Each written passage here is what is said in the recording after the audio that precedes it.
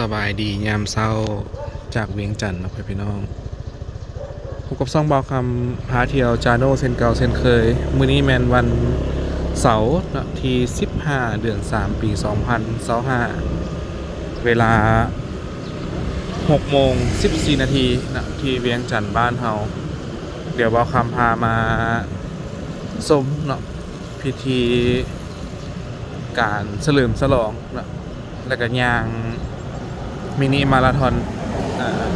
ย่างออกกำลังกายเพื่อสุขภาพหน่อยหนึ่งนะอยู่ที่ประตูไซพี่น้องเลย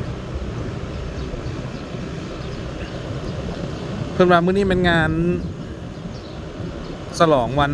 สร้างตั้งผักบ่เนาะถามว่าคำชื่อบ่ผิดเดี๋ยวพาไปติดตามรับชมน้ำกันที่ประตูไซก็คือบอกคำว่าอะไรเนาะจะเป็นจุดเปิดงานกิจกรรมต่างๆเนาะงานไหนที่ต้องการเฉลิมฉลองหรือว่าเซเลบรตนี่หมายความว่าอยู่นี่ก็เป็นจุดเริ่มต้นเนาะเป็นจุดเริ่มต้นเป็นจุดสตาร์ทของกิจกรรมดังกล่าวนี้เนาะเด้รถล้างก็หลายพี่น้องเนาะรถล้างก็หลายจอดทั้งสองฝากข้างคิดว่าเพื่อนอาจจะเริ่มย่างกันแหละ พอเมื่อกี้นี้เห็นเพื่อนประกาศแล้วเนาะย่างกับย่างอยู่หั่นนะพี่น้องเนี่ยตำรวจเพื่อนกับปิดทางแล้วตำรวจเพื่อนกับปิดทางแล้วคือชิแมนกำลังปล่อยขบวนนะพี่น้องกำลังปล่อยขบวนอย่างนี่กล่องสุริยางกับทางด้านหน้าพี่น้อง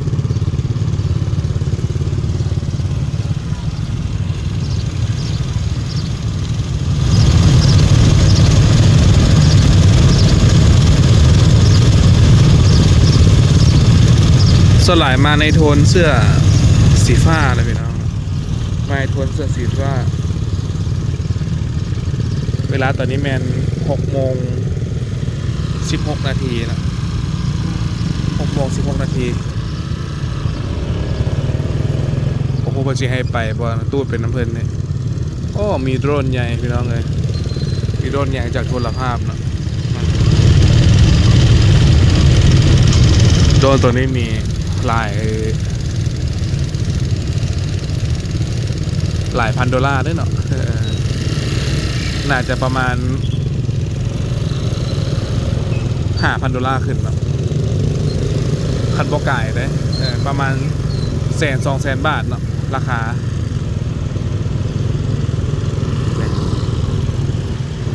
เป็นอย่างอยู่ฮั่นเดี๋ยวบ่คำซอกจอดรถหน่อยหนึ่งกัน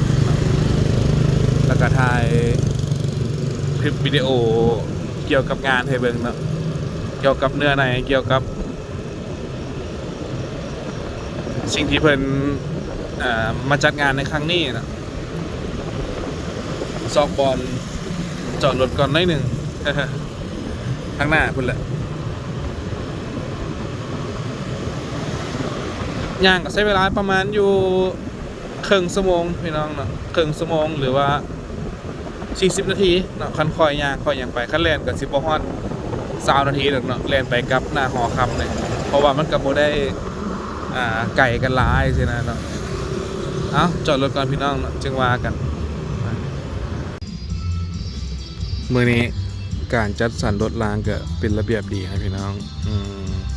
เนื่องจากว่ามีคนซอย 3-4 คนถือว่าเป็น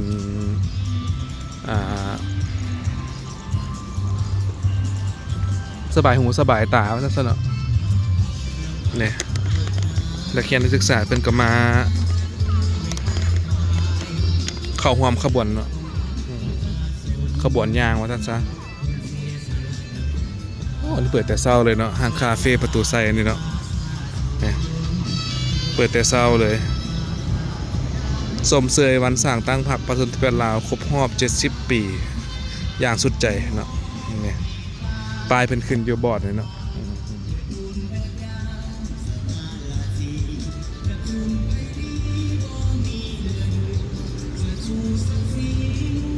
คือบอกคำว่าเลยเนาะคันมามือไหนมีงานเนาะเพิ่นจะเปิดน้ำผุแต่เช้าโลดเนาะจะเปิดแต่เช้าโลดเปิดทั้ง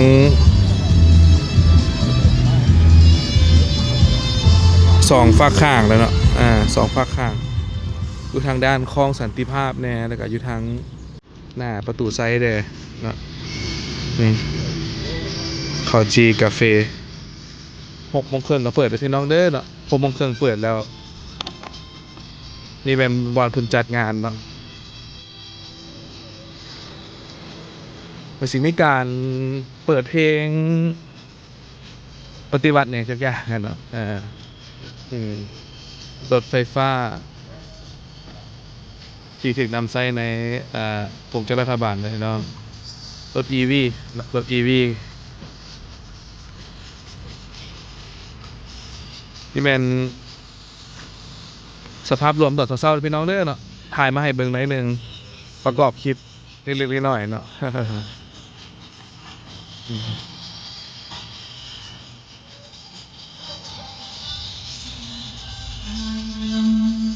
ไปยายเบิ่งขบวนเพื่อนเข้าใจแล้วเนาะแล้วก็พบกับ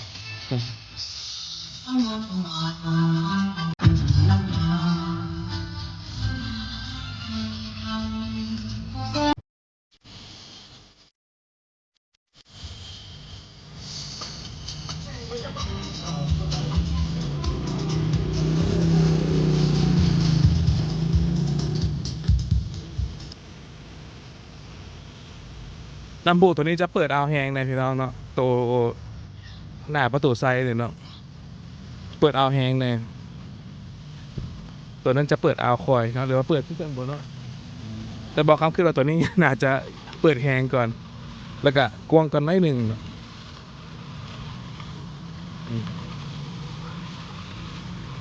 เลยมาบนทันต่อเป็นเปิดขบวนก็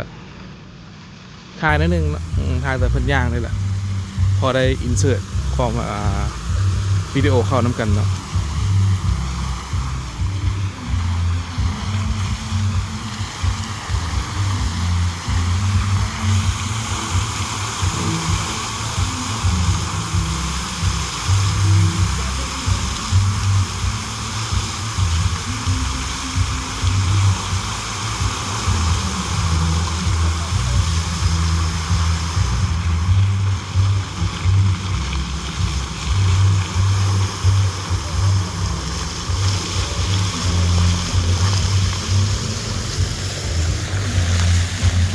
คือว่าตอนนี้ก่อนเวลาประมาณ6:23 นาทีนะพี่น้อง6:23 นาทีเดี๋ยวยามไปซองเบิงขบวนเพิ่นย่างเข้าใส่แล้วเนาะมาร้อยเถื่อไทยร้อยเถื่อก็บอกคำว่าอะไรเนาะเรื่องไทยนี่ขอให้บอกเนาะครบเนาะ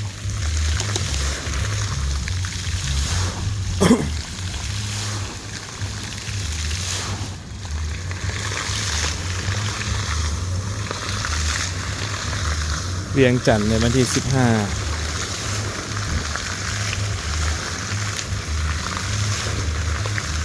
อากาศตอนนี้กำลังเบิ่งเลยพี่น้องโหลดซาหน่อยหนึ่งรู้สึกว่าเริ่มฮ้อนหน่อยหนึ่งเนาะจะองศาเนาะอากาศตอนนี้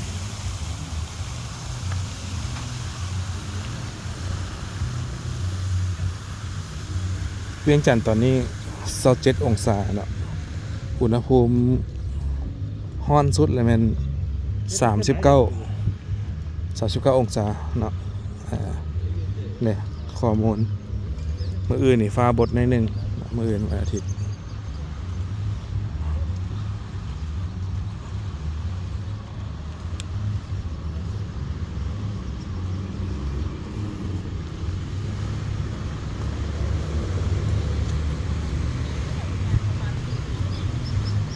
สาวนมเพิ่นก็มา แจกน้ำเนาะอาจารย์มันก็สิแบ่งหน้าที่ให้แจกน้ำเด้อเนาะอันนั้นเด้อเฮ็ดเวียกตามหน้าที่เนาะ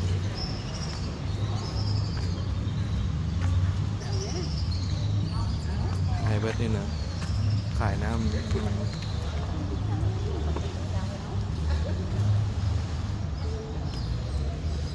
มาแต่โรงเรียนมอสเวียงจันทร์เลยพี่น้องลีเซ่เวียงจันทร์มาร้อยเถื่อทายร้อยเถื่อประตูชัยเนาะ ผู้ใดเบิ่งก็ถือว่า FC ตัวจริงแล้วเนาะบ่พลาดจะคลิปเนาะ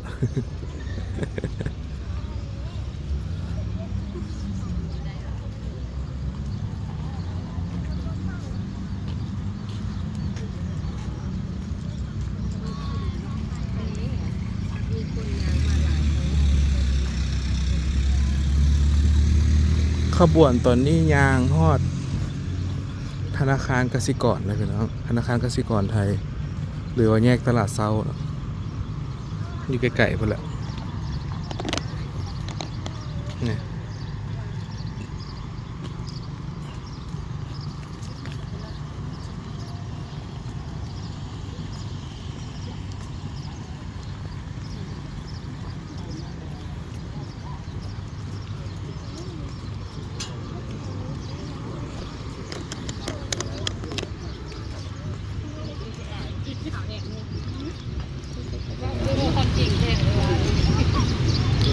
กำลังไปโคมอยู่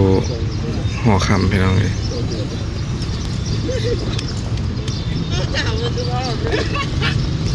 ครับกดจริงว่าได้เนาะเปลี่ยนได้ดี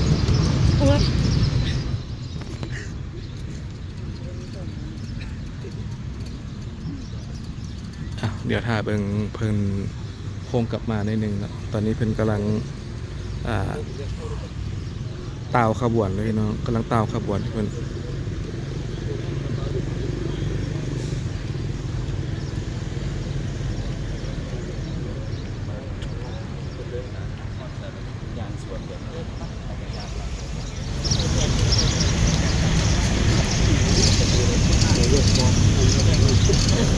ประตูไซในปัจจุบัน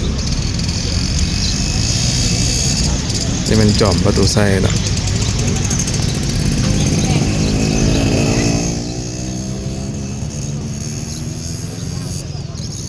ตะเวนกำลังขึ้นพี่น้องกำขวามือนี่เนาะสันชายกำลังขึ้น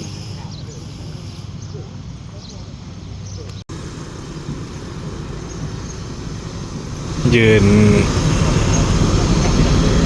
จับทุงพี่น้องจับแฟลปเนาะโอ้กองคือว่ามัวแท้นะบัดนี้ซูมกลับคือละซูมเข้ามาอีกแล้วเนาะแล้วกองมันค้างพี่น้องเลยเดี๋ยวถ้าเบิ่งเนาะว่ามีผู้ใดเข้าร่วมเนี่ยบ่คำจะคอยท่าทายอยู่บ่นี้เลยเนาะ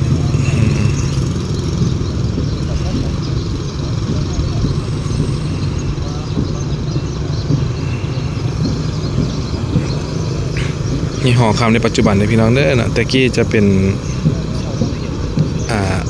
โดมทั้งเทิงในช่วงระยะหนึ่งเนาะแล้วมาจุดหนึ่งแล้วเพิ่นรีโนเวทออกก็เป็น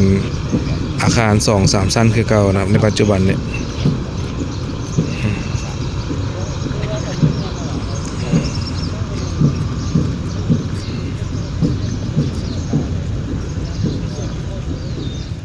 ลำไส้ก็เป็นตลาดเซาหม้อเนาะแล้วก็ตึกธนาคารฝรั่งบ่เนาะธนาคารลาวฝรั่ง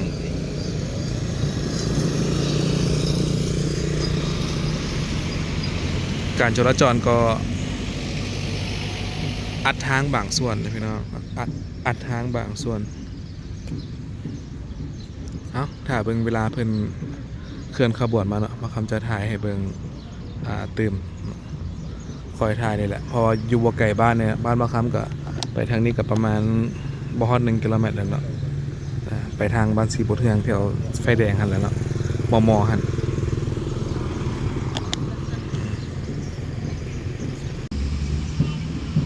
โดรนของ โทรภาพลาวนะพี่น้องกำลังจะบินขึ้นแล้วเนาะถือว่าเป็นโดรนที่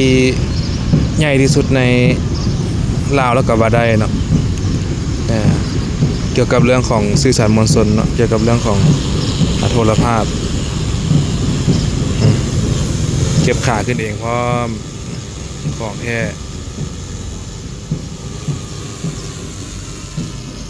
น่าจะเป็น DJI นะพี่น้อง DJI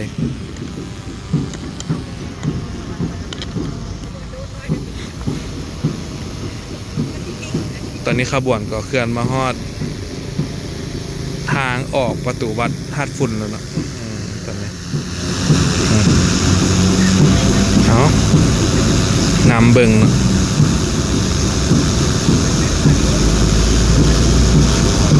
เพราะว่าบ่ทันตอนพิธีเปิดเนาะกลับมาเบิ่งตอนพิธีเพิ่นเข้ามาเนาะเบิ่งตอนเพิ่นเข้ามาแล้วครับจะดักกุญแจในซั่นเนาะเดี๋ยวตันทางเพิ่นกำลัง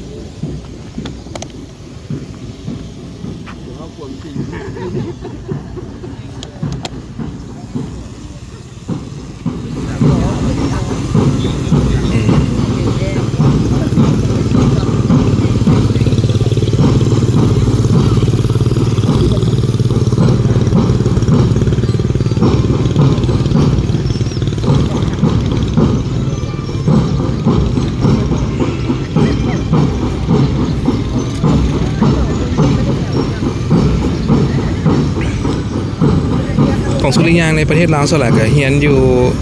มอสวยเวียงจันทน์นะพี่น้องเนาะจะเป็นรุ่นสู่รุ่นตอนว่าคำเฮียนอยู่รีเซกอะได้ยางนะเพื่อนน้อยหนึ่งอยู่เนาะก็จะเป็นการสอนอายสอนน้องน้องสอนอายอย่างนั้นเนาะ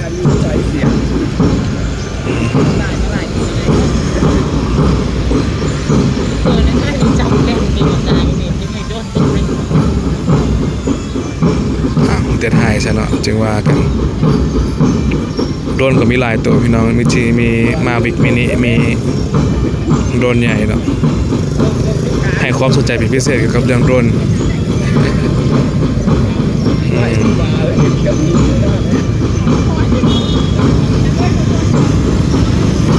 กำลังมาครูบากำลังมาเนาะสวนทางกัน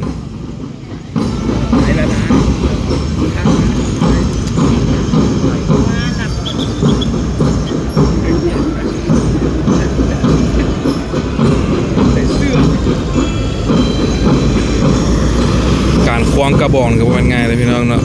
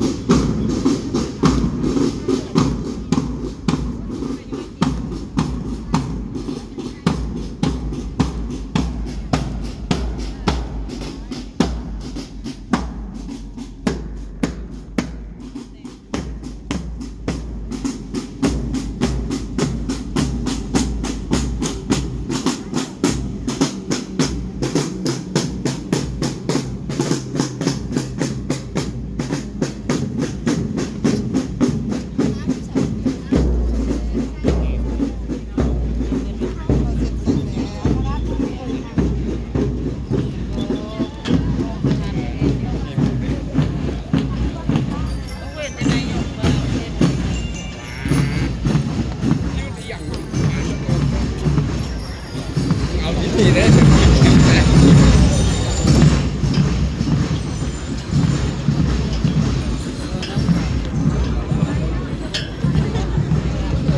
เป็นเสื้อสนับสนุนจากธนาคาร LDB บ่ล่ะพี่น้องเนาะหรือว่า Lao Development Bank เนาะเป็นผู้สนับสนุนเสื้อในครั้งนี้นะ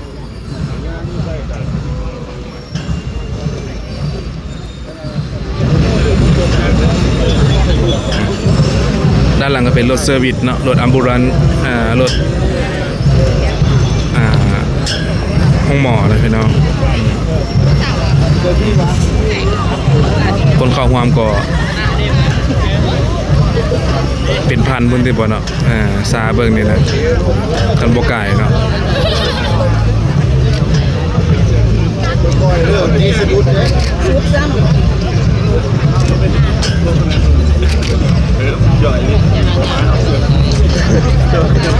โอ้มาถ่ายรูปวะไอ้ล่ะไอ้สุขีมาถ่ายรูปวะ ฮะเนี่ยให้สุดท้ายไปออกหน้านึงเลย หน้าเรื่องไหน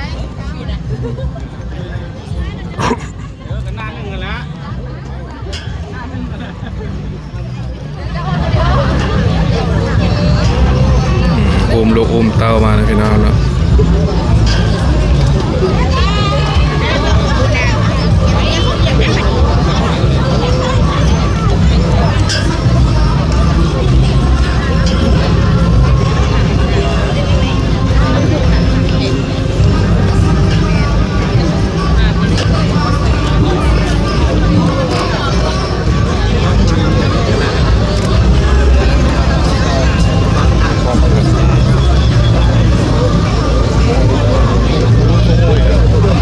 ขบวนนี่ยาวเลยพี่น้องเด้อเนาะขบวนนี้ยาวเหยียดเนาะว่ามันง่าย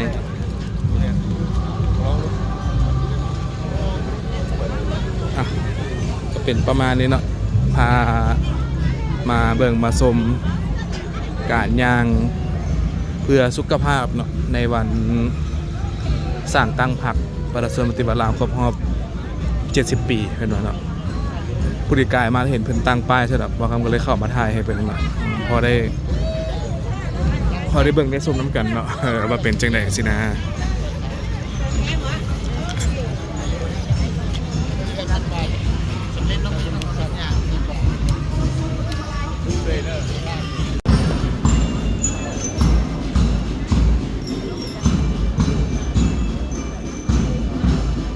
กันย่างนะเพื่อนเลยพี่น้องเลย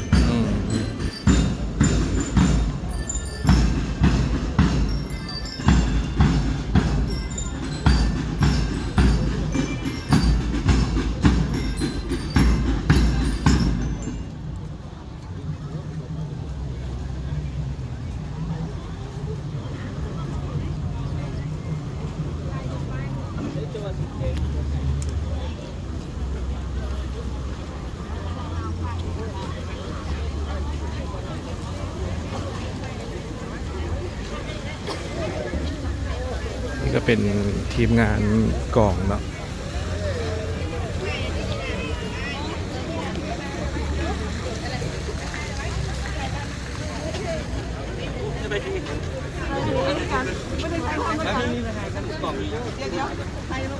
เดี๋ยวน้องส่งให้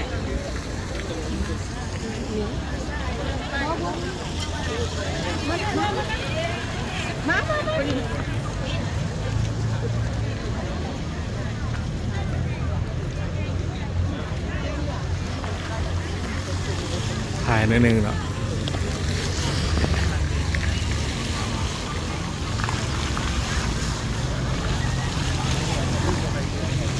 สงสัยเพื่อนหากระล่างอ่างพี่น้องได้กินคอลีนออกมาหลายเลยเนาะ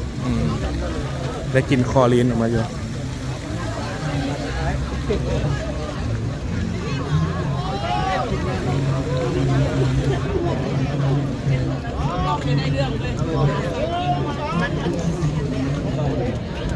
อย่างทายนิดนึงเนาะพอได้เวลาตื่ม พอได้เวลาตื่มกันนิดนึง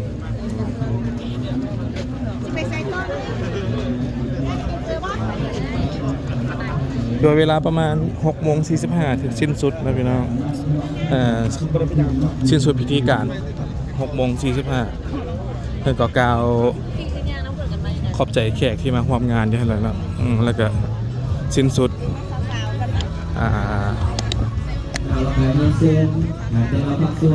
สิ้นสุดเวียกงานว่าซั่นเนาะ ทางหน้าเวทีกับขอเฮียนเซิน